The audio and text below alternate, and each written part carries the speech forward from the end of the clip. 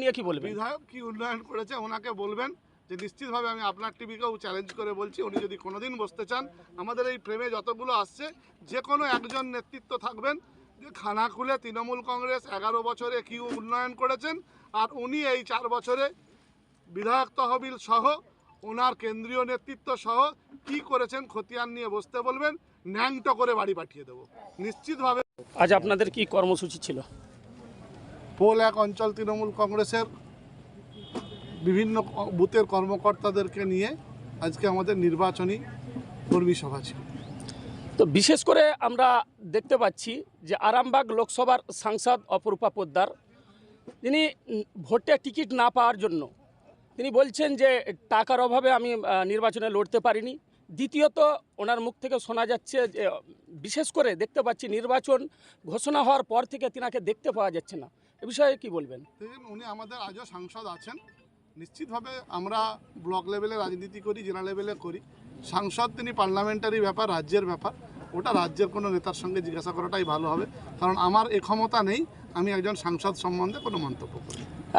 বিশেষ করে একটি বিষয় দেখতে পেলাম যে একই ফ্রেমে দেখতে পাওয়া গেল নইমুল হক এবং দাপুটে নেতা নজিবুল করিমকে।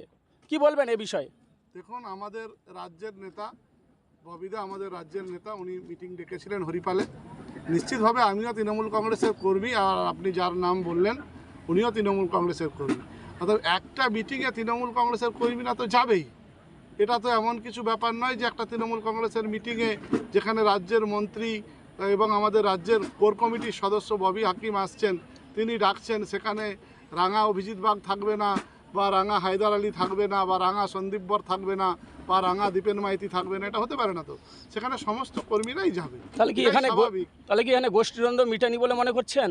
দেখুন, গোষ্ঠীদ্বন্দ্ব আপনাদের মিডিয়ার রটনা। গোষ্ঠীদ্বন্দ্ব তৃণমূল কংগ্রেসে কখনো ছিল না, আজও নেই। তৃণমূল কংগ্রেসে একটাই গোষ্ঠী, মমতা বন্দ্যোপাধ্যায় গোষ্ঠী, জোড়া ফুল গোষ্ঠী, অভিষেক ব্যানার্জি গোষ্ঠী, একটাই গোষ্ঠী। বিধায়ক বারবার বলছে যে ওদের জনসমর্থন নেই, এ বিষয়ে কি বলবেন?